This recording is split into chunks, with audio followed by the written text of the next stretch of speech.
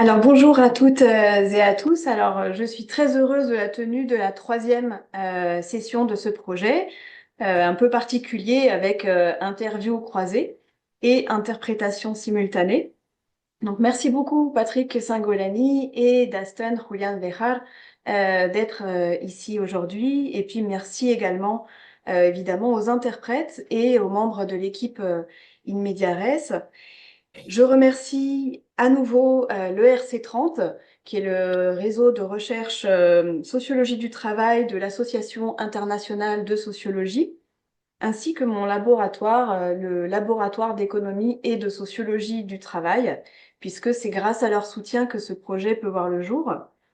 Et puis, un merci particulier aussi à mon collègue Daston, Julian Bejar, qui est ici en tant que spécialiste de la précarité aujourd'hui, mais qui est aussi un collègue avec qui j'ai eu de nombreux échanges aux tout prémices de ce projet. Et donc, je suis ravie que Daston, tu participes aussi à nouveau de cette manière-là aujourd'hui. Alors, pendant les premières séances qui se sont tenues autour du mot migration et nature, j'ai expliqué les raisons de notre présence dans ce dispositif un peu particulier avec une interprétation simultanée. Et j'avais notamment évoqué l'importance de repasser par d'autres langues que l'anglais dans une optique épistémologique. Parce que l'anglais, c'est une langue académique essentielle pour nous permettre d'avoir un langage commun, mais son emploi subsume une partie des réalités sociales et culturelles que nous vivons dans de grandes catégories d'analyse. Et donc, dans les sciences sociales du travail, on utilise aujourd'hui des grandes catégories en anglais comme precariousness, informality, youth, social protection, wage labor. Euh, et on utilise ces catégories de manière spontanée et en partie impensée. Et donc, finalement, on ne sait pas toujours si une même catégorie d'analyse renvoie aux mêmes réalités sociales selon les zones dont on parle. Donc, il m'a semblé que le détour par nos langues d'origine nous oblige en fait à faire une pause réflexive dans cette course scientifique un peu effrénée, et ça nous oblige finalement à réfléchir à la spécificité de nos contextes. Euh, donc ce détour aussi, il a pour intérêt de pouvoir importer certaines visions du monde spécifiques à travers l'importation de certains mots qui sont forgés dans d'autres contextes sociolinguistiques. Et donc ce projet, il porte aussi l'idée que le champ lexical et le champ sémantique permet des révolutions intellectuelles et politiques. Par exemple, c'est pas un hasard si les mots d'américanité, americanidad, ou de colonialité, colonialidad, qui sont en fait la condition du capitalisme et qui sont l'autre face cachée de la modernité européenne, eh bien, ce n'est pas un hasard si ces mots sont inventés en Amérique latine par Quijano dans les années 90 et pas en Europe. Et donc, je pense que c'est aussi le détour par la traduction linguistique, la traduction des mots et la traduction épistémique, c'est-à-dire la traduction des points de vue qui sont derrière ces mots. C'est un premier pas vers l'intercompréhension, vers ce qu'on pourrait appeler une forme de décolonialité aussi du savoir. Voilà, donc ce projet, le but, c'est de penser ensemble aux formes d'imposition épistémique, aux rapports de force qui sont dans l'espace académique et puis aux héritages politiques qui fabriquent nos catégories d'analyse. Et évidemment, l'idée, c'est aussi de réfléchir à des dialogues possibles. L'idée, c'est de réfléchir à des approches convergentes qu'on peut développer ensemble, et ça, quand bien même, on n'aurait pas les mêmes mots pour le dire. Voilà, ça me semble important. Euh, donc maintenant, je vais rentrer dans le vif du sujet et commencer par vous présenter, Dasten. Donc toi, tu es sociologue, titulaire d'un doctorat à l'université de Jena en Allemagne en 2015 et chercheur à l'université Arturo Prat au Chili. et tes travaux portent sur la précarité, le syndicalisme et les subjectivités en lien avec le travail. Patrick, vous êtes professeur émérite de sociologie à l'université Paris-Cité et vous êtes connu en France comme l'un des spécialistes de la précarité et des subjectivités à l'ère néolibérale. Alors, comme dans les précédentes sessions, pour introduire cet échange, j'aimerais bien faire un petit tour d'horizon du mot précarité dans la littérature en sciences sociales sur le travail.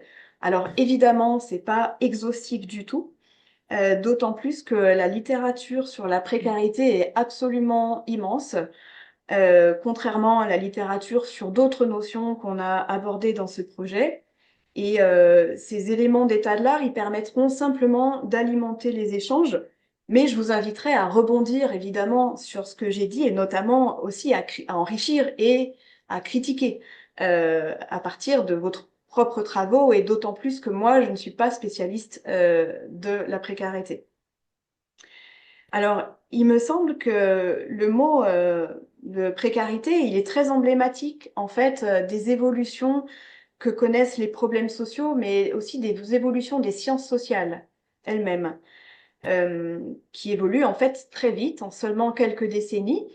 Et je dis ça parce que quand on regarde ce mot, précarité, eh bien, par exemple, il est quasiment absent de la littérature en sociologie au milieu du XXe, il me semble. Et aujourd'hui, 70 ans plus tard, c'est un mot central. Euh, Par exemple, quand on prend le manuel de sociologie du travail de Friedman et Laville en 61, on ne trouve pas, en tout cas, je n'ai pas trouvé d'occurrence du terme de précarité. Et par exemple, dans la revue française du champ, hein, qui s'appelle Sociologie du travail, on en trouve une première mention en 82, voilà seulement. Et si on regarde, par exemple, les occurrences du mot précarité dans le premier livre qui rassemble toutes les contributions du premier congrès mondial de l'Association internationale de sociologie de 1950, ou même quand on regarde le livre de 1953, ou même celui de 1970, on ne trouve aucune mention. En tout cas, aucun emploi sociologique du mot précarité. On trouve une seule occurrence en anglais, Precarious Economic Condition, dans le livre de 1982 pour le congrès à Mexico. On trouve 2 occurrences au congrès de New Delhi, 8 au congrès de 90 à Madrid. Et par contre, et là je trouve que c'est intéressant, on a une explosion du terme dans les communications sociologiques qui sont proposées en 1994 au Congrès mondial en Allemagne avec 39 occurrences. Donc, il y en a seulement 2 qui viennent de collègues latino-américains qui s'appliquent au logement et au mode de vie. Et sinon, tous les autres usages du mot précarité s'appliquent à l'emploi et au métier. Donc la précarité est associée au caractère informel du travail, ou mal rémunéré, aux mauvaises conditions de travail ou au chômage. Et alors à présent, quand on regarde le congrès de l'Association internationale de sociologie de 2023, on trouve plus de 300 occurrences du mot. Voilà, essentiellement en anglais, avec precariousness ou precarity. Voilà. Et donc, cette inflation lexicale autour de la précarité, elle est aussi visible quand on compare, par exemple, les 2 traités importants latino-américains de sociologie du travail. Donc, celui de 2000, coordonné par Enrique de la Garza, dont j'ai déjà parlé dans les sessions précédentes, et puis le nouveau traité de 2024. Et là, quand on regarde les mots précaire, précarité, précarisation, on voit une cinquantaine d'occurrences dans le premier manuel et plus de 300 dans le second. Voilà. Alors, dans toutes les contributions du Congrès mondial de sociologie, le terme est la plupart du temps appliqué au travail. Donc, ça s'applique, la précarité s'applique aux emplois ou au travail, aux métiers précaires. Deuxième élément, la précarité parfois est utilisée pour désigner le marché du logement ou des conditions d'éducation, par exemple des jeunes qui vivent en foyer ou des jeunes qui sont empêchés d'étudier, ou c'est appliqué au statut juridique, par exemple, ça s'applique au cas de migrants sans papier. La précarité, c'est parfois un nom ou un adjectif qui caractérise la condition d'un type de personne. Par exemple, j'ai vu l'occurrence precarity of race pour des personnes qui font l'objet d'une racialisation, ou ça s'applique aussi à un domaine, par exemple la précarité énergétique. Et donc, cette tendance à appliquer la précarité à des domaines précis, on peut imaginer que, elle accompagne aussi, sans doute, la spécialisation des sciences sociales autour de thématiques. Et puis, dernier élément, troisième élément, parfois la précarité est utilisée pour qualifier l'existence tout entière des personnes dont les conditions de subsistance et de revenus, mais aussi de maintien sur un territoire, d'éducation, d'accès à des soins physiques, ou de santé physique ou de santé morale, sont menacés dans le quotidien. Donc, il me semble que cette diversité de domaines auxquels s'applique la précarité révèle aussi la polysémie de ce mot. Et il me semble que ça peut être une notion scientifique qui est associée à l'idée de désaffiliation et de perte des protections associées à l'emploi, par exemple chez Robert Castel, mais ça peut être aussi associé à l'idée d'exploitation ou d'instabilité des conditions d'emploi en même temps que de fragilisation des conditions de vie. Et puis, on y reviendra, mais ce mot peut aussi impliquer des expériences sociales d'adaptation, voire de contestation euh, face à une dynamique de précarisation de la vie. Donc, pour toutes ces raisons, il me semble que c'est pas vraiment un concept qui, lui, serait quelque chose d'univoque et qui serait forcément rattaché à un paradigme scientifique, mais que ça reste une notion, c'est-à-dire une catégorie linguistique qui est soumise à des différences d'interprétation, mais évidemment, je vous laisserai discuter ce type d'affirmation. Euh, alors, je ne sais pas si ma revue de littérature, à partir des communications présentées dans les congrès d'Association internationale de sociologie, est représentative, mais l'explosion des occurrences au début des années 90 me semble assez saisissant. Et donc, j'aimerais bien qu'on fasse un petit retour historique pour commencer, et notamment avec vous, Patrick Singolani, qui avait publié sur la question dès les années 1980, par exemple avec votre livre L'exil du précaire en 86. Et donc, avant de revenir sur la complexité et la polysémie du mot, j'aimerais bien vous demander qu'est-ce que vous pensez de cette inflation lexicale dans les sciences sociales et à quoi est-ce que vous attribueriez ce phénomène? Bien, merci pour la question. Oui, alors, ce que j'ai fait dans le petit que sais-je qui a été réédité à plusieurs reprises, c'est justement une périodisation un peu des choses pour essayer de rapporter la question, au fond, des désinences du mot précaire.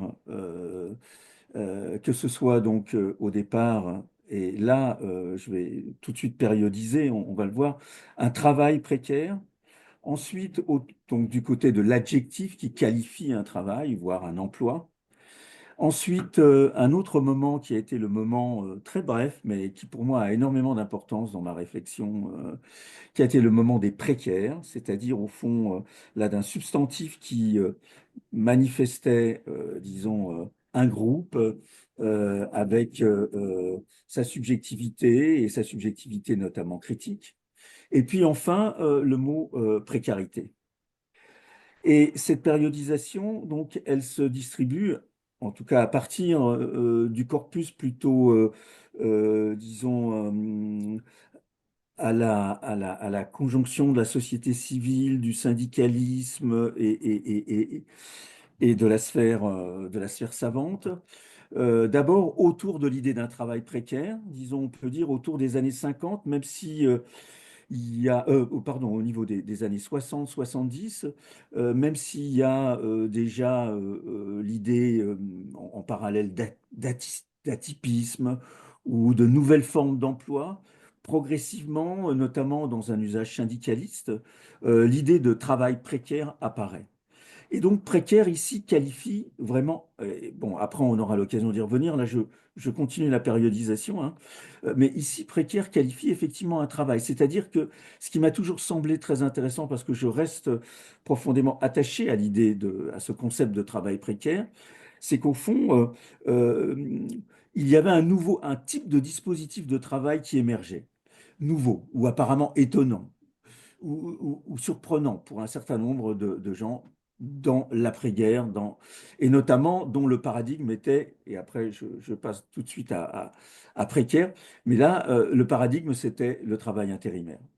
Disons, bon, il y a un étonnement, une vitalité analytique du point de vue des sociologues, mais aussi du point de vue des syndicalistes autour de ce nouveau type de travail. Et j'aurai l'occasion d'y revenir peut-être si on élargit jusqu'au 21e siècle, parce que c'est une question aussi qui va rebondir dans le 21e siècle, je crois.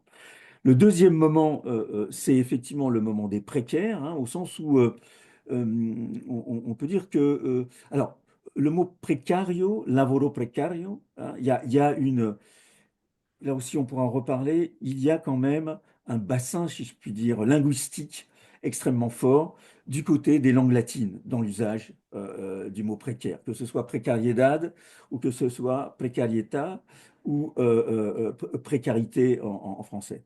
Et en tout cas, la catégorie de lavoro precario, hein, puisque est déjà très présente en Italie dans les années 60, 50, 60, et notamment, il y a euh, le repérage d'une nouvelle catégorie sociale qui serait, que ce soit en Italie ou que ce soit en France, du côté de la théorie opéraliste, hein, disons, on peut dire, entre Anthony Negri a été une des grandes figures, mais c'était un mouvement, il y avait un mouvement d'autonomie, il y avait des mouvements de précaires à Paris et en Italie. Et même encore, il y a récemment, autour notamment du 1er mai à Milan, il y a encore quelques années, il y a eu des réunions et des rassemblements de precari, et même la convocation d'un saint qui était San Precario. Donc il y a bien quelque chose d'un signifiant précaire qui opère. Ça, c'est très bref, mais pour moi, c'est important. Et en tout cas, la grande figure française qui a mobilisé le mot précaire, c'est André Gorz. Et enfin, voilà, euh, alors dans ma lecture, hein, disons autour effectivement des années 80, donc on voit bien comment ce que vous repérez dans les années 90 et au-delà est vraiment dans l'idée que j'ai essayé de développer dans l'analyse un peu des mobilisations des termes. Le mot précarité, globalement, alors on pourra y revenir parce que vous n'avez pas évoqué le mot, mais pour moi, le mot précarité est fondamentalement associé pas tant au travail, même s'il est lié, qu'à un synonyme de pauvreté. En fait, c'est au fond, finalement, c'est donné comme quelque chose euh, la pauvreté serait un cumul de précarité. Précarité du travail, précarité familiale, précarité économique et sociale, maladie ou des choses comme ça. Donc cette accumulation de précarité conduirait à la pauvreté. Et c'est aussi là une phase historico-politique de la société française, si on reste dans le contexte français, au sens où c'est la découverte de ce que, en France, on a appelé la nouvelle pauvreté, c'est-à-dire non plus, comme dans les années 50, une pauvreté qu'on retrouvera plutôt d'ailleurs maintenant, enfin, qu'on a retrouvé et qui a perduré en Amérique latine, qui était aussi une pauvreté communautaire, autour de la figure, disons, du bidonville, par exemple, dans sa complexité d'ailleurs. Et donc, on sort de cette pauvreté-là pour rentrer dans une pauvreté beaucoup plus individualisée, etc. Et ce qui est symptomatique, hein, de cette précarité, pauvreté, bah, c'est les morts de froid, en fait. C'est-à-dire qu'il y a eu une période où la question de la mort, d'une mort liée à des mécanismes sociaux, avait été un peu suspendue. Il y avait des violences, des situations très dures dans les bidonvilles. À un moment, le bidonville, bon, c'est toute une histoire, disparaît, ou en tout cas s'estompe en France, mais et probablement aussi en Europe, globalement, et réapparaît dans les années 80, non plus le bidonville, mais cette pauvreté individualisée. Et donc voilà, cela va expliquer aussi pourquoi il y a une inflation du mot précarité, c'est que finalement, bah, il y a vraiment quelque chose là, d'un diagnostic sur la pauvreté qui va passer par le signifiant précarité. Mhm. Voilà un peu brosser le tableau, hein, Mhm. Merci, merci beaucoup.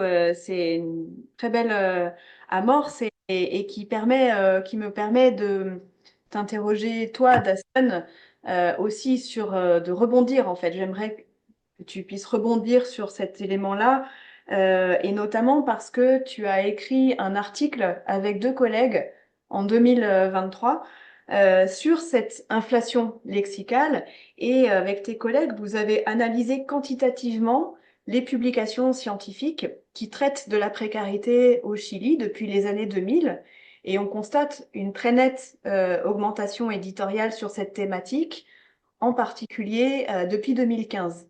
Alors, je voudrais te demander, est-ce que tu penses qu'on peut élargir ce constat à l'Amérique latine, ou est-ce que tu penses que c'est caractéristique du Chili, et est-ce que tu as envie de commenter cette inflation?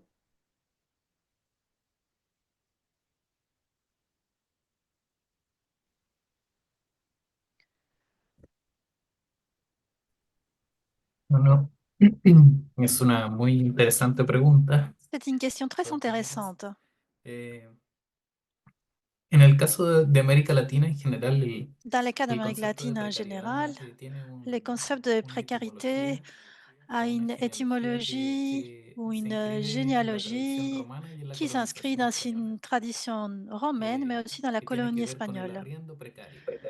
On parle du El loyer arriendo precario précaire. consiste Le loyer en una précaire ocupación de tierra consiste dans une que está occupation des sujeta terres a qui la est inestabilidad assujettie y a à la une no propiedad, es instabilité decir, et a aussi una à la condición de non-propriété, incertidumbre que rodea c'est-à-dire une al condition sujeto d'incertitude eh, duquel que le explota sujet una est tierra entouré. por C'est-à-dire entrega, ces digamos, sujets en exploitent el caso del Imperio une Romano, terre, un territoire. por el Dans les César, cas y en este caso por el rey de des España. Romains, c'était Es pour la César et ensuite introducción c'était pour le roi primera del d'Espagne à concepto, l'époque de la colonie. tiene una connotación Donc, colonial les concepts ont une básica, ¿no? connotation coloniale Esa es de como base. la figura. C'est ça Luego, la todas las figure qui formas de existe trabajo là. coloniales Mais van a tener una ensuite, toutes connotación les formes de travail colonial deshumanizante, vont avoir une connotation qui déshumanise, racializada une y de connotation ahí una racialisée. división del trabajo que se va a Et il y a configurar en aussi torno une a esas division de dimensiones. travail qui est configurée Por lo tanto, su autour de ces introducción, concepts. digamos, en las crónicas de la Donc, colonización, dans les chroniques de la aparecen, colonisation, aparecen relacionadas a la explotación on voit agraria, déjà rural, agrícola y la posesión de la tierra l'exploitation agricole de et los toute la mismos possession de la españoles. terre de la part des Ahora, Espagnols. ¿cómo pasamos de eso a Mais comment on a passe la de ça explosión, digamos, de las observaciones, digamos, à une del explosion sistema científico d'observation de systèmes para llamar scientifiques precario o pour precariedad o appeler precarización a un proceso précaire, avanzado del capitalismo précarisation, en América ou qu'on Latina? parle de ça comme un Y ahí creo processus que avancé du capitalisme en hay un Amérique cambio latine? Eh bien, je importante pense que qu'il y a tiene un que ver changement con qui est el très carácter important simbólico que et rodea qui a à voir avec a les la palabra de caractères precariedad, symboliques ¿no? autour de la Por una question parte, la precariedad précarité. podríamos decir que tiene una Je dimensión pense temporal que y tiene una la dimensión précarité espacial. a une dimension cada temporelle et une contexto dimension spatiale. logra de cierta manera Chaque ir concept identificando a través del tiempo peut identifier ciertos au fur et à límites mesure du razonables de temps lo que significa trabajar, une vivir, certaine limite hacer, morir, raisonnable de ce qui veut etc. dire Y en travailler, esta mourir, faire, evolución, digamos, que etc. tienen o Et cambio, dans cette mutación que tienen évolution las ou des sociedades, changements, mutations de la logran société, desarrollar una on imaginación peut propia voir qu'il y a un para poder développement de definir qué es lo l'imagination precario, pour ¿no? pouvoir définir qu'est-ce Y que esa c'est que la connotación pública, précarité. o sea, esa connotación pública, porque Dans es una cette connotación connotation simbólica publique, qui est aussi en symbolique América Latina, en Amérique latine, ustedes ven el siglo XX está vous pouvez marcado voir por par la exemple discusión le sobre XXe sobreexplotación siècle del qui trabajo, parle de que es la una característica surexploitation del de capitalismo travail, qui est periférico, une caractéristique y la du introducción capitalisme y las formas de périphérique, trabajo informales, que et son llamadas l'introduction des desde el façons de punto de travailler vista informelles. formal, digamos, de la sociología más bien On europea, appelle travail eh, informel, bon, depuis le no point de vue de la formales, sociologie no ligadas al européenne, empleo, no estables. Entonces, c'est quelque chose América qui est Latina se non construye formel, en qui su n'est pas lié à sociología, se l'emploi. Donc construye en l'Amérique base latine también a categorías construit la europeas, sociologie por lo aussi general. sur une base des catégories Entonces, la européennes en emergencia général. de lo precario Donc tiene que ver l'émergence de con la un précarité cambio, digamos, a à voir aussi en avec relación un a los años changement, 70, los años 80, avec un donde rapport de ce qui s'est hay passé un dans les cambio années también en las fuerzas 70, sociales y 80. Il políticas y a a nivel aussi un changement dans latinoamericano, les los forces proyectos sociales y politiques et políticos, sociales d'Amérique y también latine, dans esa les projets, intelectualidad, et ¿no? aussi dans la partie intellectuelle. Viendo también la crisis de las narrativas On voit qu'il y a une comunistas y crise socialistas, dans la ven narrative en la communiste precariedad una socialiste. categoría de Et alcance donc la intermedio, précarité, llamémoslo así. c'est No quelque es un chose paradigma d'intermédiaire. propiamente Ce tal, n'est pas un paradigme en tant que tel. no es una teoría Ce n'est pas une macroestructural théorie de ni explicativa, macrostructure. sino de alcance C'est pas une théorie intermedio, qui ya que alcanza explique, a mais quelque chose definir ciertos d'intermédiaire, rasgos y parce que ciertas ça arrive à características del définir trabajo que está certains emergiendo a traits partir de de la travail incorporación qui de las émergent à políticas partir de la neoliberales. corporation Y ese des factor politiques es muy néolibérales. importante para ver la Et donc ça, evolución c'est très important pour y comprendre et también pour voir esta explosión l'évolution del et pour voir concepto. aussi cette explosion du Porque concept de précarité. la precariedad se convierte en un La rasgo précarité muy est importante donc de la un trait adecuación très de las important de l'adéquation de sociedades la latinoamericanas a société través de estos latino-américaine mecanismos de à travers tous ces mercantilización, mécanismes de desregulación, mercantilisation, de flexibilización régulation, laboral. Y flexibilisation du ahí lo travail. precario aparece en la Et dimensión donc la formal, partie ¿no? précaire En la apparaît dans la precariedad dimension laboral del formelle. empleo. On parle de précarité du Y travail, ahí de empieza un précarité de debate en los l'emploi. principales centros de Et donc là, on pensamiento, de commence un planificación débat dans les principaux centres económica, de una planification discusión entre la économique. Et il y a informalidad une y la discussion precariedad, entre ¿no? Como, l'informalité et la como un précarité, paso desde el lugar que c'est-à-dire no es un formal passage de quelque chose qui a n'est pas un mercado más formel formal. à Y ahí à une son autre bien chose qui a un marché recibidas plus formel. es bien recibida la sociología francesa y Et la donc escuela là, la regulacionista. sociologie française, c'est très bien reçu. Hay una adaptación Il y a une de adaptation esos aussi marcos conceptuales y teóricos, de ces cadres conceptuels et théoriques, pero también hay una dimensión cultural de cambio, es decir, hay mais il una y a sociedad aussi que une también dimension está teniendo culturelle des nuevas changements. expectativas Ça veut sociales dire con que respecto al la trabajo, société a d'autres muchas expectatives par rapport au dictaduras travail. también Il y a aussi en les desarrollo, dictatures qui se développent la argentina, la en chilena, la Argentine, au brasileña, etcétera, Chili, etcétera, de au dictaduras. Brésil, Y ahí la etc. precariedad aparece como un discurso de protesta, Et donc la un précarité apparaît discurso là de comme un discours reivindicación de también democrática, civil, revendication, como de bien decía Patrick, protestation ¿no? Mezclado démocratique, con el ejercicio de la comme disait ciudadanía, Patrick par rapport con à con exercer la también un discurso citoyenneté. desde el punto de vista de los sindicatos, Il y a un discours aussi du point del de vue des sindicalismo. syndicats.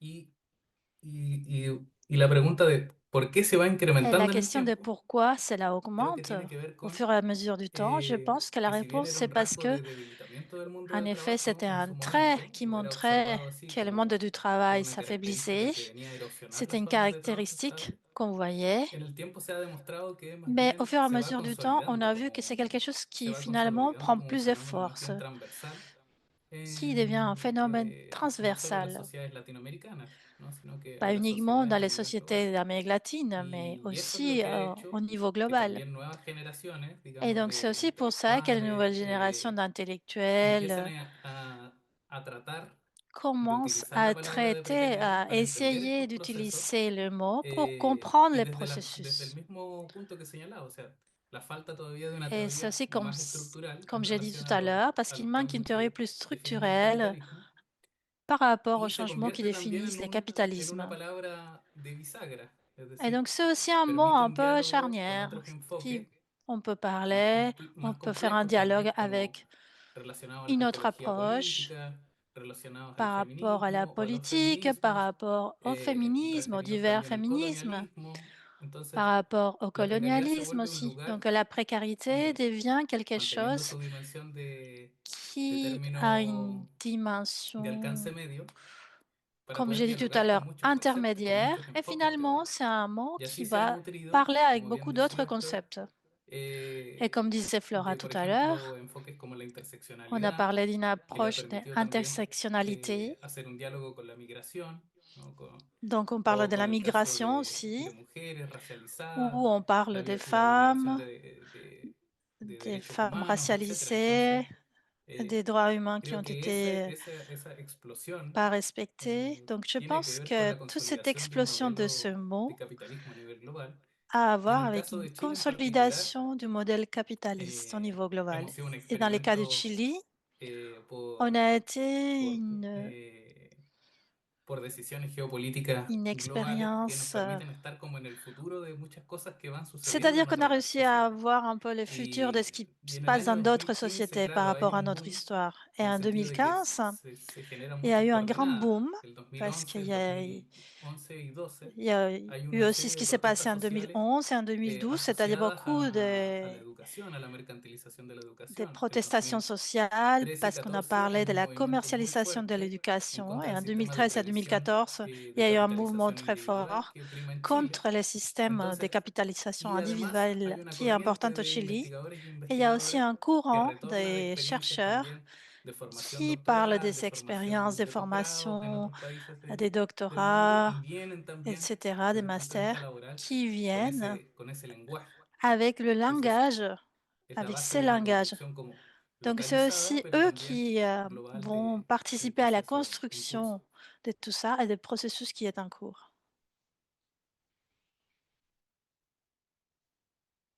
Merci beaucoup, Daston. Et tu as évoqué des choses importantes hein, sur l'informalité, sur le néolibéralisme et aussi les catégories européocentrées. Et on va y revenir. Et je voulais donc repasser la parole à vous, Patrick Singolani, parce que, alors, il me semble que vous, comme Daston, êtes d'accord pour dire que la précarité et la dynamique de précarisation, c'est, on pourrait dire, une tendance commune, un projet politique de transformation structurelle de la société et que c'est induit par une néolibéralisation, justement, dont le Chili a été un des laboratoires de la doctrine et ça a bien entendu touché la France. Et il me semble que vous seriez d'accord, vous allez peut-être me contredire, pour dire que ce processus de précarisation, il s'appuie sur la précarité du travail et de l'emploi. Euh, donc, la dégradation des normes de travail et d'emploi me semble pouvoir être un mécanisme au cœur de cette dynamique de précarisation. Donc, Patrick, j'aimerais bien vous demander peut-être de préciser comment vous pourriez nous aider à lire cette dynamique-là autour du travail et de l'emploi. Quel lien vous faites entre ces différents éléments? Est-ce que euh, finalement c'est quelque chose qui va au-delà de l'effritement de la condition salariale héritée du modèle salarial fordiste? Est-ce que c'est quelque chose qui a à voir avec le travail informel ou avec le travail atypique et l'intermittence dont vous avez un peu parlé tout à l'heure? Voilà, quel lien vous pouvez nous aider à faire entre précarité de l'emploi, précarité globale? Bien, bah, merci pour la question. Euh, disons, en fait, on est eu égard à votre question, on est dans une grille d'analyse relativement bien repérable qui est celle de Robert Castel. C'est-à-dire que ce que développe comme thèse centrale Robert Castel, c'est que justement, et de ce point de vue-là, c'est un point très important, c'est dans la précarité du travail et de l'emploi, c'est-à-dire aussi dans le travail précaire, donc tel que sur lequel j'ai insisté, que finalement il y a l'origine de la précarisation sociale et de la précarité sociale.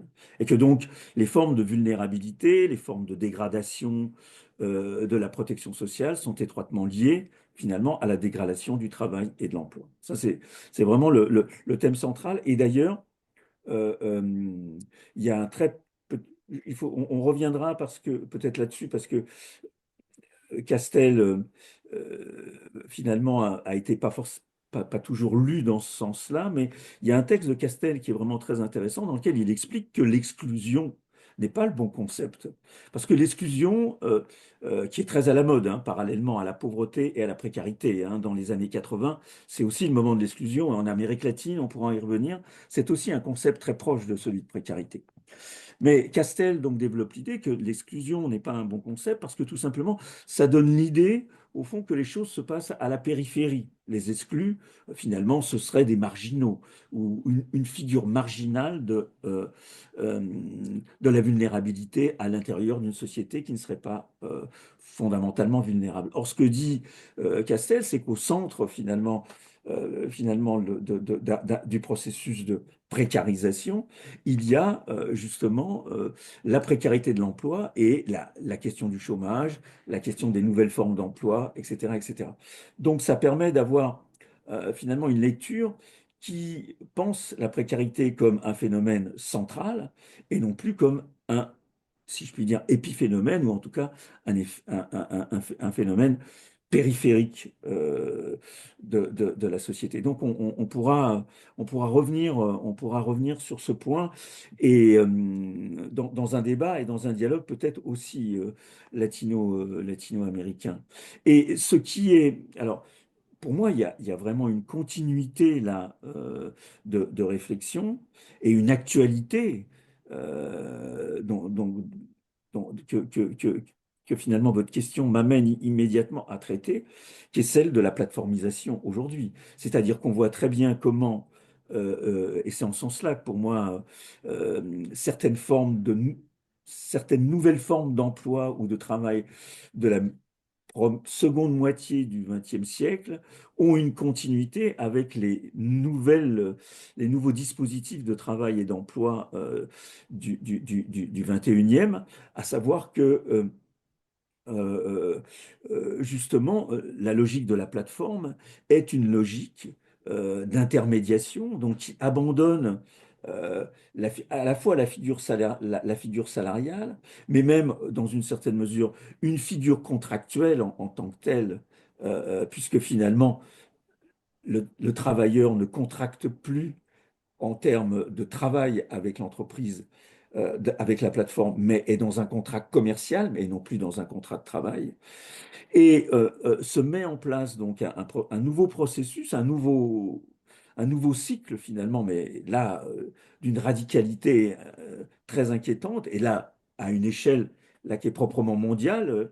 J'étais récemment avec des collègues brésiliens extrêmement sensibles à ce mécanisme de la plateformisation avec les livreurs à moto ou à vélo. En France, c'est à vélo. Au Brésil, c'est à moto. Toute cette gig économie, hein, l'économie des petits boulots qui est en train d'émerger. Donc il y a bien quelque chose là qui s'inscrit dans un processus néolibéral et au fond qui aussi s'inscrit, et c'est en ce sens-là que justement pour moi l'idée de la précarité du travail ou du travail précaire est importante, parce que ça s'inscrit quand même dans quelque chose qui relève du travail, qui relève d'une mise au travail, et pour faire écho à ce que disait Dasten, qui relève aussi d'une question de l'exploitation et des nouvelles conditions d'exploitation. Et là, la plateforme ouvre un champ très spécifique et une interrogation très spécifique, une interrogation qui cette fois d'ailleurs n'est plus seulement finalement euh, européenne, avec effectivement la figure du salariat et de l'ouvrier fordiste salarié, relativement protégé, assuré quand même de sa retraite, etc. Et où on rentre autour d'une nouvelle figure sociale liée au néolibéralisme, qui est la figure de l'indépendant. Finalement, donc un travailleur indépendant émerge qui devient finalement une des manifestations de la précarité et de la précarité du travail et d'une nouvelle précarité. Mais, et c'est là où peut-être que je vois un nouvel élément de dialogue entre Europe Amérique latine, c'est que finalement, la précarité de la plateforme est relativement originale, puisque, enfin en tout cas en Amérique latine, puisqu'elle vient s'étayer sur l'informalité. C'est-à-dire que il y avait de l'informalité, il y avait évidemment aussi des figures de salariat, disons, protégées, mais la grande masse, c'était l'informalité.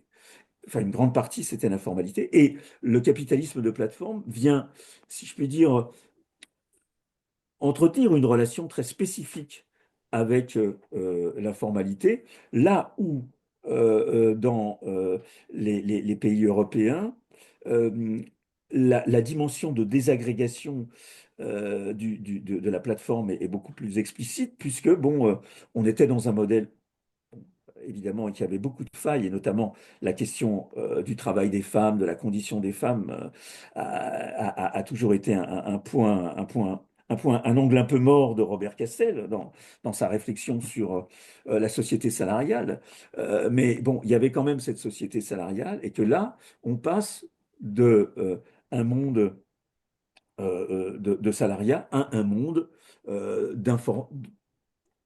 d'un nouveau régime de précarité lié à l'indépendance et également lié à quelque chose qui pourrait faire repenser la question de l'informalité dans les sociétés qu'on croyait, disons, avancées au point d'avoir abandonné tout cela. Voilà. Je Mhm, mets des guillemets à avancer. mhm, mhm. Voilà un peu. Ben, justement, alors c'est très intéressant que vous ayez abordé cette question de l'informalité parce que je voulais poser la question à Daston. Et en fait, ce que vous dites permet de mettre en résonance les contextes français et latino-américains, euh, parce qu'il me semble que justement l'informalité, comme la marginalité, elles vont plutôt émerger en Amérique latine ou en tout cas dans des pays qu'on dit des Suds alors que le mot précaire a plutôt émergé en Europe. Et notamment, l'informalité, c'est un terme qui est utilisé par l'Organisation internationale du travail dès les années 1970 hein, pour désigner ces formes de travail en dehors des institutions étatiques. Et donc, la précarité et l'informalité, c'est un peu les revers du travail, on va dire, stable, salarié, formel donc associé à une protection sociale. Euh, et donc, il me semble, enfin en tout cas, Daston, j'aimerais que tu me contredises ou que tu précises si c'est pas le cas, mais il me semble qu'on pourrait rapprocher la précarité de l'emploi de l'informalité ou des catégories de travail atypiques, peut-être qui s'appelle, il me semble, ce qu'on appelle en espagnol le travail pas classique, trabajo no clásico. Euh, et, et à l'inverse, j'aimerais te poser la question de manière un peu abrupte, mais est-ce que la société salariale, au sens de Castel, ça veut dire quelque chose en Amérique latine? Et là, je m'appuie notamment sur un article particulièrement intéressant d'un auteur qui s'appelle Ronaldo Monk, qui explique hein, que euh, le terme de, par exemple, de précariat, c'est un terme qui est forgé au Nord et qu'en fait la précarité et le précariat ont toujours existé au Sud et que dans une perspective globale, en fait, c'est l'État-providence et le Fordisme qui sont une exception à la règle. Et donc, de ce point de vue, l'érosion de l'État-providence n'est finalement qu'une des formes de ce qu'on appelle la précarité. Mais la précarité, c'est pas seulement la fin de l'intégration par le salariat stable. C'est aussi une réalité qui prend d'autres formes et qui a toujours existé ailleurs. Donc voilà, est-ce que tu voudrais nous éclairer un peu sur cette, cette présence de la précarité dans l'informalité ou en tout cas au-delà de la société salariale ou en dehors de la société salariale?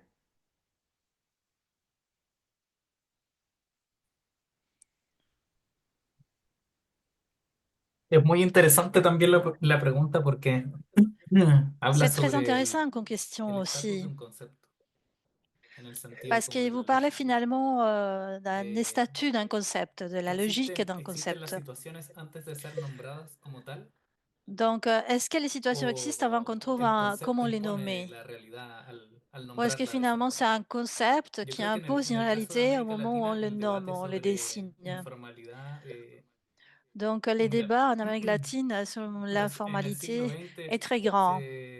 hay Au un XXe investigador que es Aníbal siècle, Quijano en Perú il y a un chercheur, Aníbal que Quijano, au comienza a Pérou, articular esta noción de informalidad, qui marginalidad parle y periferia, ¿no? d'informalité, des Por un proceso que se da marginalités, des de la expulsión de périphéries, las zonas rurales a la ciudad, justement dans le processus por d'expulsion des zones un rurales vers proceso de la ville. concentración de tierra principalmente, Donc, il y a aussi le processus de el aumento de concentration los des latifundios terres, o el crecimiento de las oligarquías rurales, ou alors l'augmentation des la oligarques, des implantación bourgeoisies de rurales, sectores extractivos como la et toute minería, etcétera, l'implantation llevan a des un proceso de secteurs concentración en las zonas d'extraction, urbanas. etc. Donc, ça veut dire que finalement, tous les gens Y sont desde ahí, concentrés dans la partie urbaine.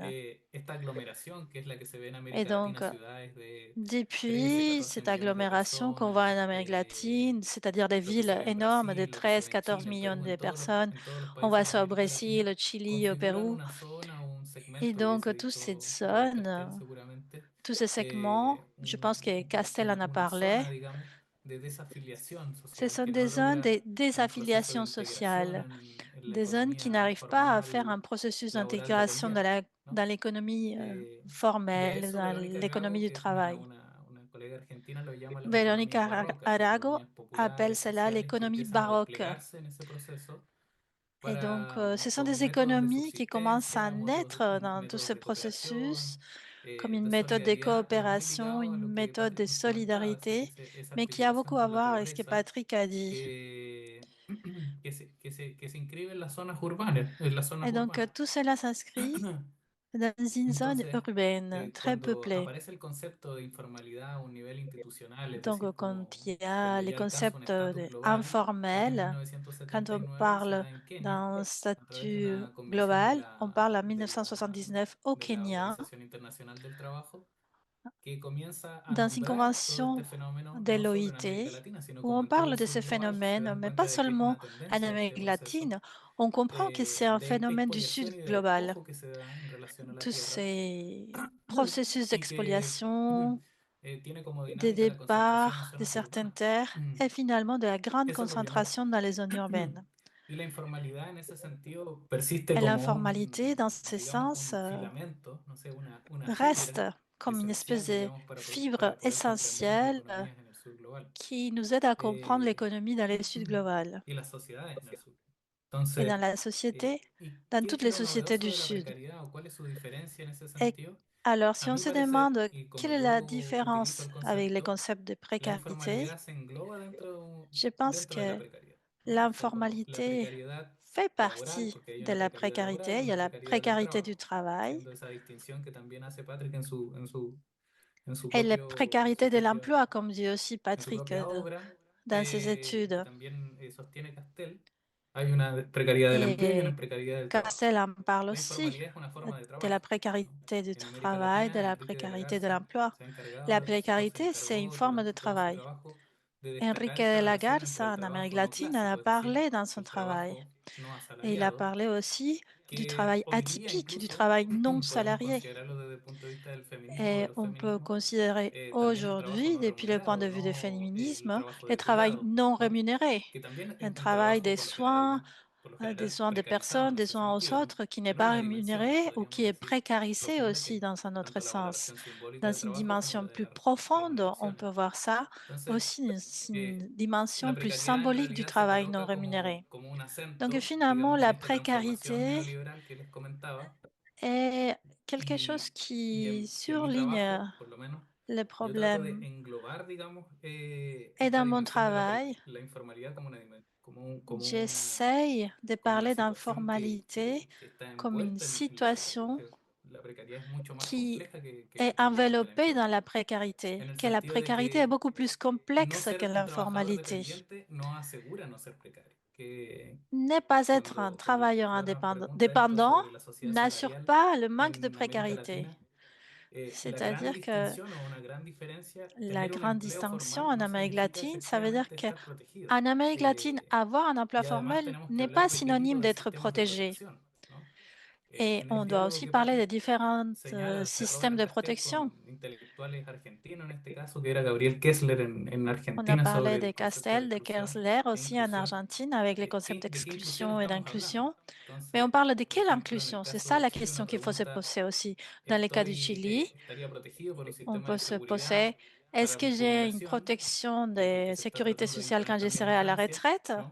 Est-ce qu'on parle aussi en France, par exemple, de ça? Il y a un système de capitalisation individuelle, mais ce système ne m'assure pas d'avoir une retraite digne quand je serai finalement à la retraite. C'est-à-dire que je n'aurai pas un niveau de protection ni d'assurance par rapport au travail que j'ai fait pour que je puisse vivre quand je serai retraité. Donc, finalement, un travail formel n'est pas synonyme d'un travail protégé ou de protection. Le Fordisme ne se complète pas. Ce n'est pas un projet qui est fini en Amérique latine, mais je pense que c'est très intéressant d'analyser en Amérique latine que le Fordisme a, par exemple, un lien très fort avec le socialisme qui voulait voir la société d'une autre façon. Et finalement, tous ces projets ont été arrêtés. Et dans cette façon de parler, on parle aussi d'exploitation. Et c'est là qu'on parle de précarité comme une solution temporaire pour ne pas questionner toutes les conditions d'exploitation des capitalismes périphériques. Donc, puisqu'on en parle ici, je voudrais montrer aussi qu'on arrive à une saturation d'accumulation des connaissances par rapport à la précarité et que toutes ces connotations, toutes ces constellations des phénomènes et des situations qui sont de plus en plus empiriques, de plus en plus analytiques, et que finalement, maintenant, on se retrouve aussi avec le problème des plateformes. Tout cela nous parle finalement d'un phénomène qui est beaucoup plus complexe. Et ce sont les conditions d'exploitation d'un capitalisme qui ressemble beaucoup plus au capitalisme du 19e siècle que du 20e siècle. Donc, je pense que finalement, l'analyse scientifique a déjà fait une analyse très raffinée par rapport à toutes les conditions de précarité qu'on vit dans le nord et dans le sud. Et je pense qu'il faudrait avancer dans ce sens.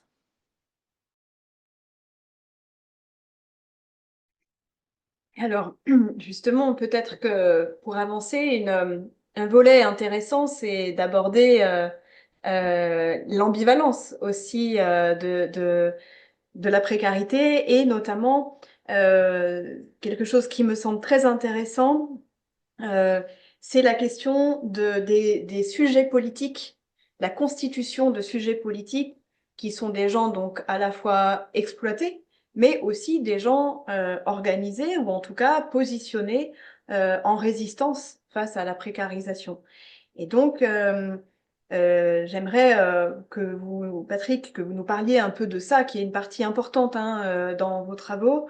Vous expliquez que la précarité, c'est donc une gestion de la discontinuité du travail. Donc, c'est un mode d'assujettissement des individus à l'ordre néolibéral et qu'on voit très bien à travers le discours notamment sur la flexibilité, sur la mobilité, etc. Et en même temps, c'est aussi, ça peut être aussi une manière de se soustraire, d'échapper au salariat, et ça peut être une manière de créer de nouveaux modes de vie où on va rechercher des formes d'épanouissement euh, un peu, voilà, en dehors du salariat, on va dire. Et donc vous dites, par exemple, le combat pour la légitimité de l'intermittence et pour la dignité d'une vie par intermittence est un combat politique. Et donc ça, je trouve ça très intéressant et c'est une critique qui fait écho, me semble-t-il, à des analyses, des critiques radicales du travail en Europe. Je pense par exemple à ce qu'on peut trouver dans les positions situationnistes. Je pense aussi à ce qu'on appelle aujourd'hui la Wertkritik, en allemand, la critique de la valeur, euh, donc avec une critique du travail abstrait. Et donc, vous avez beaucoup œuvré dans vos travaux à remettre un peu sur le devant de la scène le potentiel contestataire de la précarité. Et donc, j'aimerais bien que vous nous parliez de cette critique, cette critique que vous avez observée chez ceux que vous avez, dans ce que vous avez appelé des révolutions précaires.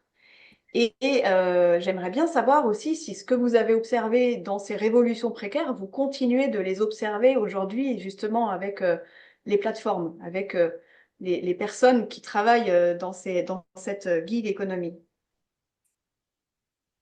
Une question difficile. Je vais essayer déjà de centrer mon propos autour d'une idée simple, pour être clair, justement, parce que ça prête toujours un peu à confusion, cet rapport aux subjectivités. C'est la catégorie d'usage, en fait. Je veux dire, les, les, les, eu égard, disons, à une logique qui serait les logiques univoques, y compris, par exemple, dans la sphère de la communication, au sens où les gens seraient simplement des consommateurs des médias et seraient complètement aliénés. Bon, l'usage montre que finalement les gens interprètent, transforment, y compris la communication. Bon, le travail, c'est aussi un peu la même chose, c'est-à-dire il y a des usages du travail à partir du moment où il y a des marges possibles, mais justement, moi, j'ai commencé mes travaux sur les précaires, disons dans les années 60, 70, enfin 80 plutôt, excusez-moi, c'est-à-dire à un moment quand même où justement les régimes de protection sociale étaient encore présents, de chômage, etc. étaient encore... Donc laissaient quelque chose d'une sorte d'écart, des possibilités d'écart. Et de ce point de vue-là, donc j'ai un peu suivi le même fil que André Gors, enfin qui lui-même analysait la dimension de pluriactivité, d'intermittence aussi, finalement, autour de l'idée que pour pouvoir échapper à la contrainte, à une certaine contrainte bureaucratique, à une certaine contrainte de mode de vie routinisé, ou pour échapper éventuellement d'ailleurs à des formes de discrimination, eh bien l'intermittence pouvait être une issue. Hein, c'est cette idée-là, c'est-à-dire user des intermittences comme moyen de suspendre quelque chose du rapport à la subordination et justement par là même, à travers cette réflexion sur ces figures sociales, d'ouvrir une réflexion sur la subordination et sa critique. Pour autant que justement, il y avait des formes de critique en acte de cette subordination à travers des usages d'intermittence, c'est-à-dire des gens qui ne travaillaient pas tout le temps, qui faisaient du temps partiel, etc., ou qui faisaient finalement un petit boulot pour faire un vrai travail réalisateur à côté. C'est tout cet univers-là qui d'ailleurs est en train de réémerger de manière extrêmement complexe et beaucoup plus complexe qu'à l'époque où moi je travaillais sur ces questions.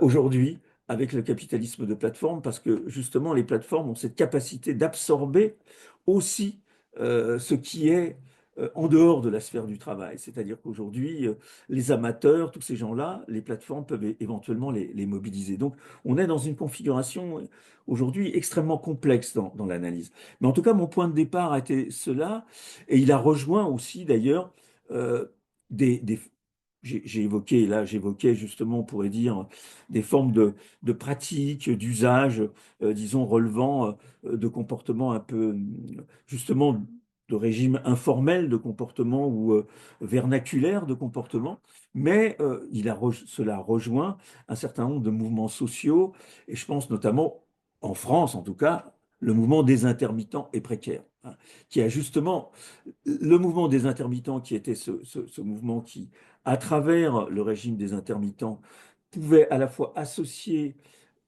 au fond une forme de travail contraint avec des formes de travail coopératif entre artistes ou entre techniciens du spectacle.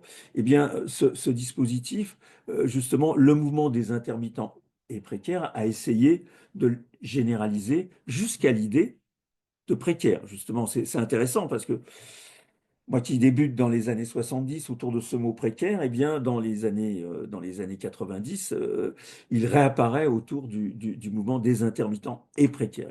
Ils ont rajouté le mot et précaire qui est quand même très important pour, pour généraliser finalement la catégorie d'intermittence.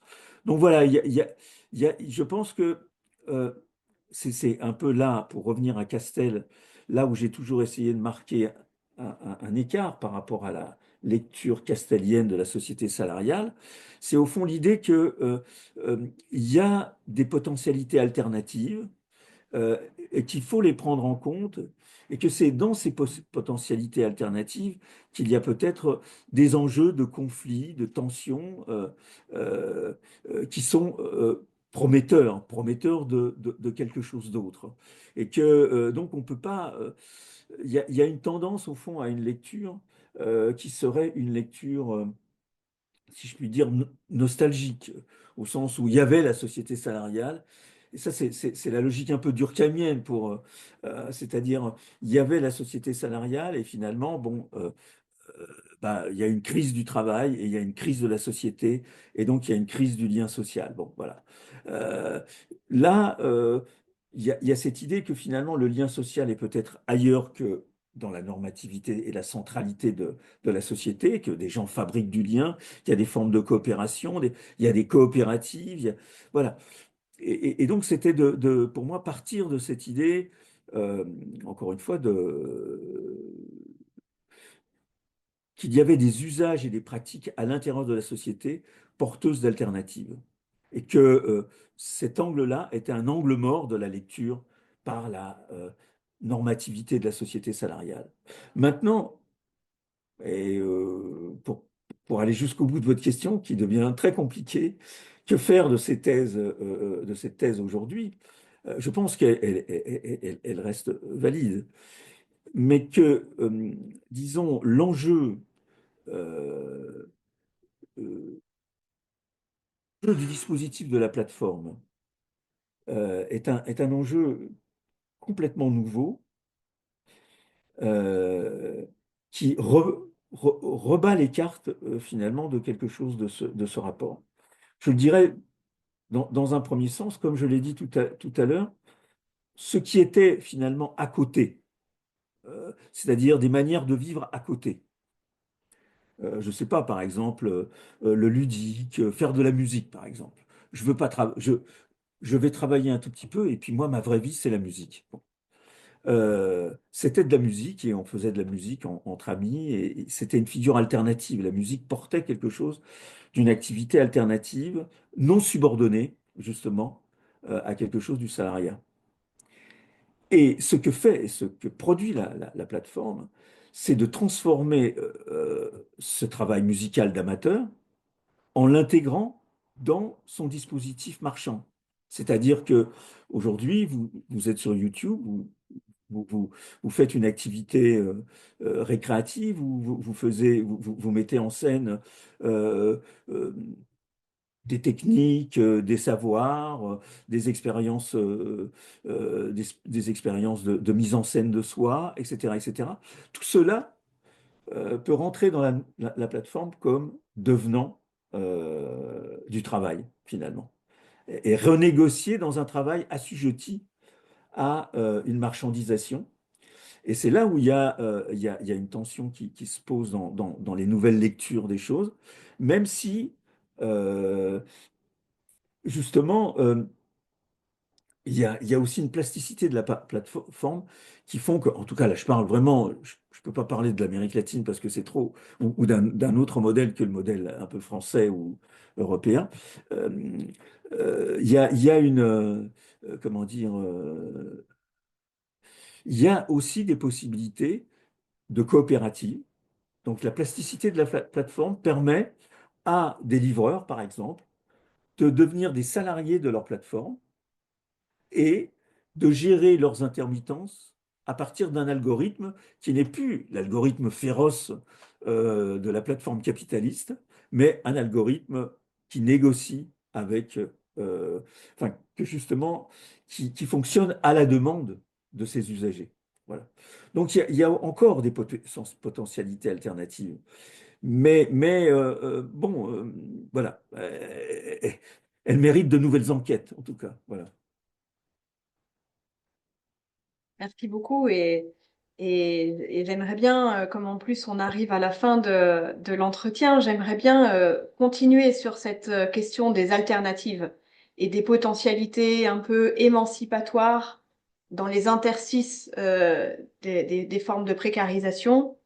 Daston, dans ton travail, dans tes articles, tu mets un peu plus l'accent que Patrick sur la question de la souffrance et sur la question de l'impuissance, on pourrait dire, sur la désactivation des imaginaires d'émancipation dans la classe des travailleurs ou d'ailleurs de ceux et de celles qui ne peuvent pas travailler. Donc j'aimerais que tu puisses nous raconter aussi ce que tu observes de ton point de vue, euh, à- du point de vue qu'est-ce que tu observes en termes de critique à l'égard du travail ou à l'égard de ces modes de vie hégémoniques. Voilà, quelle forme de résistance tu peux observer au Chili ou ailleurs d'ailleurs.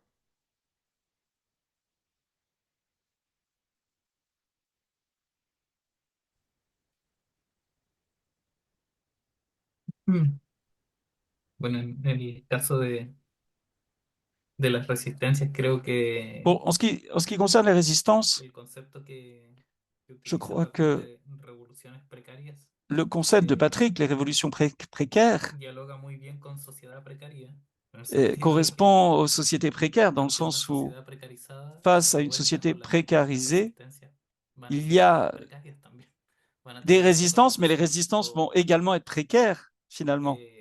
Y en el caso de América Latina, lo que hemos visto Dans en le los cas de últimos l'Amérique latine, ce qu'on a vu 3 años, por lo menos, au cours des 3 dernières années, au eh, moins, es que la c'est que precariedad al instalarse y la volverse précarité, en s'installant, algo medular de la en comprensión de la devenant fisonomía de las quelque chose sociedades, médulaire dans la compréhension de la physionomie de la fractura société, la relación entre la fracture política la relation entre clásica, le ¿no? politique, la Entendido relation como el classique, sistema político, c'est-à-dire le système politique, eh, y las demandas et les digamos, de la ciudadanía, de los demandes sectores des populares, citoyens, du de las peuple, capas des secteurs medias, populaires, etcétera, des classes moyennes, etcétera. etc. Creo que el Donc, momento en moi, je pense que le moment où digamos, a nivel global tiene on mucho que est au ver, niveau, y a le nivel moment où on est latinoamericano au en niveau particular, global et au tiene que niveau, ver et en con Amérique latine en la particulier, emergencia de explosiones, ¿no? nous O renvoie de revueltas l'apparition d'explosions, de révoltes, sociales des révoltes que no sociales necesariamente están qui ne coordinadas y sont pas forcément organizadas, coordonnées, organisées, dadas los mismos dispositivos que la precariedad et qui renvoient au même dispositif que la digamos, précarité, ha organizado o ha dispuesto el trabajo. la manière dont Si bien el la trabajo précarité a resulta organisé ou a retomar una disposé du connotación muy travail. importante en C'est-à-dire, la ça teoría reprend une social, connotation très en importante el dans la théorie sentido de sociale, au sens où que otros enfoques, ¿no? En esta d'autres sobreespecialización points de de la vue sur disciplina, cette surspécialisation des de la disciplines, sociología digital, de la hablamos hoy día de la sociologie sociología numérique, virtual, etcétera, la etcétera, sociologie virtuelle, etc. llegan nuevamente al Donc, trabajo a ofrecer reviennent explicaciones, ¿no? au O sea, travail, ¿qué está reviennent aux pasando aquí? explications. ¿Qué está pasando Qu'est-ce qui se passe con estas formas ici? de Qu'est-ce qui trabajo se passe avec cette forme de travail que en realidad vuelven a ser qui, tan constitutivas o tan dans les importantes faits, para sont explicar fenómenos constitutives, de estas sont importantes características? pour expliquer ces Entonces, para caractéristiques. ir al punto, Donc, en el caso de Colombia, pour por ejemplo, répondre hace 2 años à ta atrás hubo una question, en explosión Colombie, il y a 2 ans, il y a eu une immense social, explosion ¿no? Una sociale, revuelta popular une révolte populaire, pour ainsi dire. para decirlo en breve, Colombia es el país que tenía la jornada La laboral Colombie más avait larga, digamos, en la América journée de Latina, travail la cerca de plus 48 longue horas, d'Amérique y latine, termina toda esa 58 protesta heures. política Et donc, il después y de avait años une de contestation hegemonía, digamos, politique de los avec partidos des de années derecha y de d'hégémonie ultraderecha, des partis de droite et d'extrême droite, con un ciclo de violencia avec política y un social cycle que de marca la violence historia del politique, país, sociale, con un gobierno como el de Gustavo Petro, ¿no? avec le gouvernement de Se Gustavo Petro. institucionaliza una On política, a por decirlo de alguna forma, institutionnalisé de une estas resistencias politique precarias que se de ces articulan résistances y persisten précaires qui nivel, étaient a articulées nivel et qui gubernamental. persistait au niveau gouvernemental. Donc, dans le cas du Chili, l'explosion sociale de 2019, qui a été une révolte sociale et populaire, a été également une réponse à une société précaire, précarisée, et il ne pouvait pas en être autrement, en fait. On pourrait penser à plusieurs parallèles, plusieurs possibilités de la manière dont pourrait émerger le social, mais on pouvait prédire l'émergence de ces caractéristiques. Et André Gorz, et dans ce sens, Negri, Tassarato, le concept de multitude en disent long ou permet d'en dire long sur l'hétérogénéité, la multiplicité des visages qu'offrent ces composants et ces révoltes sociales. Pour prolonger cela, dans le cas du Brésil, puisque le Brésil se récupère politiquement vers quelque chose de plus progressiste, de plus qui appartient à la gauche. Et je crois que, d'une part, la précarité a un potentiel politique social très important pour le changement à diverses échelles, économie sociale et populaire, jusqu'à des politiques et des programmes de protection et des réglementations pour le changement dans une vision plus classique. Mais d'autre part, et je pense que nous n'en avons pas parlé, la précarité également est un phénomène, une situation, une condition, une situation au sens temporel de quelque chose de très court et une condition structurelle, temporelle, plus historique, qui préfigure également la constitution d'un sujet qui n'est pas forcément une vision émancipatrice ou transformante du travail. Mais comme dit Pratique, on configure des sujets de travail indépendants, autonomes, mais qui ont également une vision sur eux-mêmes, où l'autre est également une compétence, l'autre est plus faible, et l'autre a des avantages que je n'ai pas. Et avec cette constellation d'idées, on voit la société comme un ennemi. Et c'est là où se trouve la base pour l'extrême droite. Et je crois que tout cela explique la complexité de la précarité. Milei a gagné en Argentine en pariant sur les jeunes précarisés, sous-employés, sans sécurité sociale, sans protection sociale, travail informel dans une crise économique, et il parle à cet individu en lui disant « tu es libre ». Tu es libre d'être toi-même, tu es libre de travailler, de gouverner, etc. Donc, ce discours a un sujet précaire, précarisé, dans une société précaire, précarisée, est quelque chose d'enveloppant. Et c'est la situation du précaire. Il n'y a pas de connotation vraiment émancipatrice, mais l'explosion politique de cette condition, de cette situation précaire est très diverse et nous renvoie à ce qu'a détaillé Patrick sur la subjectivité. Donc, Rivers, donc on peut lutter contre le gouvernement parce que l'on ne peut pas travailler alors qu'il y a une tentative de réglementation du travail. On essaye d'avoir des conditions de stabilité, de protection, mais on peut également se révolter parce qu'on veut travailler plus.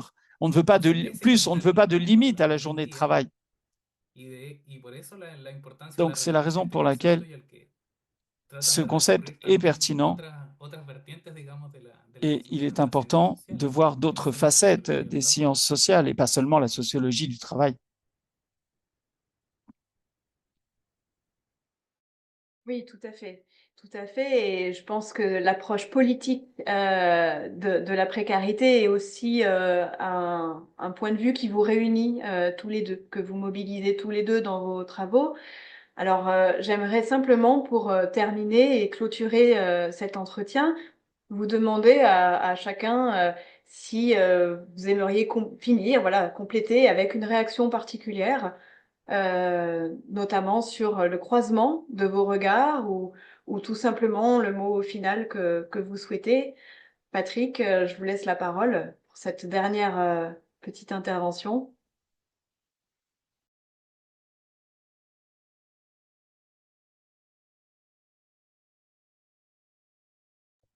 Pardon, je vous remercie de cette question, de cette ultime question. Et je dirais que ce que vous entamez est vraiment extrêmement intéressant parce que justement, vous permettez, dans une sorte de rapport communicationnel qui est un rapport communicationnel vif, à savoir la parole, euh, la question vous permettez de mettre en place une traduction, de commencer à ce qu'on traduise un peu et qu'on essaye de se comprendre, de se traduire, etc., et de partager les choses. Ce qui se fait évidemment par des textes, mais c'est long les textes, c'est long, et puis c'est aussi austère.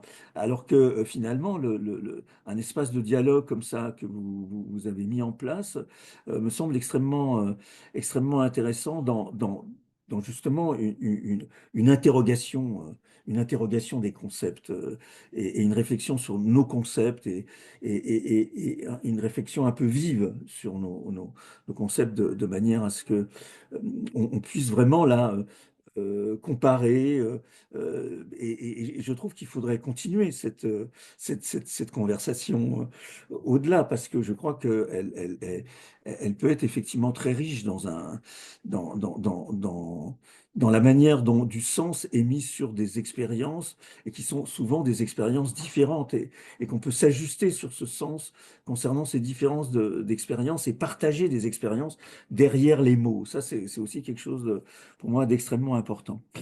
Et je voudrais juste faire une petite aparté parce que vous parliez justement d'une certaine hégémonie anglo-saxonne et au fond d'un certain type de discours et que là nous étions effectivement si je puis dire, dans un contexte de langue latine. Je voudrais dire, euh, Judith Butler, parce que je voudrais justement, pour continuer un peu un dialogue, mais qui cette fois euh, sort des langues latines. Judith Butler, vous le savez sans doute, a développé, a mis en tension de manière très originale le complexe le concept de precarity et le concept de precariousness. La precariousness, c'est la précarité ontologique et la precarity, c'est la précarité sociale. Le mot précarité n'existait pas. Je veux dire, c'est un néologisme. Si vous prenez euh, cette machine de Google et que vous mettez precarity, euh, il y a à peine 10 ans ou 15 ans, c'était zéro en anglais. Ça n'existe pas, c'est un néologisme. Donc on voit bien comment, finalement, là aussi, il y a une production de sens, il y a une production. Bon. Et je trouve que ce qu'a fait Judith Butler est extrêmement intéressant, puisque on en parlait là à l'instant, euh, elle retourne finalement le discours néolibéral en disant il y a une précarité ontologique, c'est-à-dire que nous sommes vulnérables, alors que le discours néolibéral dit que finalement c'est la struggle for life, c'est les meilleurs, c'est le masculinisme, etc., etc., alors que justement Butler va renvoyer du côté du care et du côté du féminin. Donc voilà, il y a quelque chose qui a surgi aux États-Unis autour d'une nouvelle acception. Là aussi, il serait intéressant qu'on continue à dialoguer parce que, y compris avec en prenant en compte quand même une historicité latine d'ailleurs. Je pense que Butler ne prend peut-être pas assez en compte une historicité latine du mot précarité. Mais elle crée quelque chose qui appartient à cette polysémie dont vous parliez un peu au début et sur lequel je pense qu'il est important de revenir, cette polysémie du mot qui aussi continue à nous permettre de penser et à travailler justement la diversité de nos expériences et à traduire entre nous quelque chose d'une diversité des expériences. Voilà. En tout cas, je trouve que c'est un très bon début, que cet échange avec Dasten sur sur nos bases, nos différences, et le fait que finalement ces mots nous mettent en travail de traduction entre nous. Voilà. Merci. Merci beaucoup et merci pour l'indication des travaux de Butler qui permettent aussi de prolonger cette réflexion. Et Daston, je te passe aussi la parole. Est-ce que tu souhaites conclure avec une réflexion finale?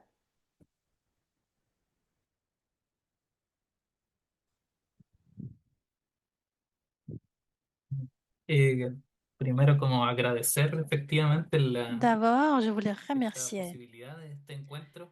Je voudrais vous remercier pour cette possibilité de cette rencontre Nutritiva también este que je trouve intercambio. très enrichissante. El ejercicio de los y las traductoras también. Et c'est aussi très intéressant d'avoir l'interprétation. Porque, bueno, ahí Bruno Latour decía que la Parce que sociología era una Bruno suerte de Latour disait que traductibilidad la también sociologie, c'était une façon de de realidad, por decirlo de alguna forma. traduire aussi la réalité, d'interpréter la Claro, aquí réalité. ha habido un ejercicio también Et ici, il y a la intermedio traduction, de poder l'interprétation, cet tratar de exercice generar qui essaye un lenguaje también común a de la vez. créer un Entonces, langage commun en même temps. ese ejercicio de por sí ya también involucra Donc, déjà, connaître l'interprétation, c'est un exercice una tremenda energía y una qui demande beaucoup capacidad d'énergie. que es muy Et agradecible. je remercie beaucoup Eh, pour tous ces efforts. Creo que como para cerrar, o no sé si para cerrar o para Alors, abrir, pour finir, ou peut-être même pour ouvrir, commencer, la pregunta sobre esta dimensión más ontológica, creo en que effet, je pense muestra que también c'est une question plus evidentemente el rendimiento que tiene el concepto de ontologique. precariedad hoy día. O Et je sea, pense que les su, concepts de précarité quiero actuellement decirlo de esta manera, a respetando un también grand la tradición rendement. francesa, pero esa capacidad tan rizomática que tiene, ¿no? C'est une De capacité moverse a través très de muchos forte de ce mundos de la concept de vida traverser beaucoup y también de de parties de la permitir vie. dialogar o recomponer también al campo crítico, Tout digamos, cela nous de la permet de sociología. dialoguer Creo que et ese de elemento es donner du muy travail central. critique à la sociologie. Et je pense que c'est Hay un una élément très articulación, important. digamos, en C'est curso y creo important que que es muy tout relevante s'articule et a je nivel pense sociológico de que estos que c'est discursos très críticos important au niveau también sociologique d'avoir un apunten hacia discours la critique regulación, apunten et que tous ces discours hacia una mirada mènent más aussi à une pública también, régulation, à un como regard nos pedía Michael Ballaway public, también, comme nous demandait Michael de que Ballaway el aussi. conocimiento también tenga un carácter Il faut performativo que o que la genere también connaissance cierta mène incidencia y aussi creo à que une performance d'une certaine quienes nos façon. movemos en el concepto de precariedad, Et por je decirlo pense así, que les o a través de personnes qui sus sont dans les significados concepts tan de múltiples, précarité ou tenemos dans esa les sensibilidad différentes y, significations de la y précarité compartimos esa connaissent cette sensibilidad, sensibilité compartimos et qu'on partage cette la idea sensibilité tanto tous del ensemble. dolor, de ese sufrimiento, Je pense qu'il faut qu'on partage la de douleur et esa la restricción, souffrance de tratamos toutes de ces entenderla, restrictions, tratamos de qu'on essaye de les compartirla comprendre, qu'on essaye de eh, comprendre la douleur, la souffrance. por algo que está también en eso ontológico, que Et je pense qu'il compartimos, y a pero quelque también chose en de un très humanismo muy ontologique profundo. aussi, parce qu'il faut qu'on partage cette Eh, partie très humaine y de creo tout que ce ese qui sentimiento que es el arrive. que también nos invita como a conversar Et je hoy día, pense que ces sentiments très a humains nous dialogar, invitent a tratar aussi de à ponernos de acuerdo de dialoguer, alguna forma, à essayer de nous mettre tratar de d'accord incidir en esto. d'une certaine façon, à Eh, comprendre d'une certaine y façon por tous eso ensemble. que solo mi última reflexión es eso, Et como donc, c'est la un dernière chose que je voudrais pequeño dire. homenaje también a Je a voudrais Michael rendre Ballaway un en ese sentido, como hommage à que Michael la Ballaway precariedad dans ce es sens, también un camino para la sociología parce que pública, la para ese ejercicio précarité, c'est aussi un global chemin pour exercer de la buscar sociologie mejores publique. condiciones de vida C'est pour essayer de en un trouver momento des también meilleures muy conditions complejo de vie para la dans un existencia humana y no moment humana en qui el est planeta. très Entonces, complexe pour les humains muy et les agradecido de esta non-humains dans cette posibilidad de planète. ponernos a Alors, je conversar vous remercie de cette y possibilité de nous seguramente donner seguiremos haciendo. ces rendez-vous pour pouvoir Mm, discuter et j'espère Eso, qu'on va muchas gracias. continuer dans la discussion. Merci beaucoup. Un grand merci, un grand merci vraiment très chaleureux à tous les deux parce que effectivement, je pense que c'est aussi cette rencontre est aussi une ouverture ou en tout cas une incitation qui appelle des dialogues et c'était aussi le but de ce projet. Donc voilà, je vous remercie tous les deux encore et, et longue vie au dialogue.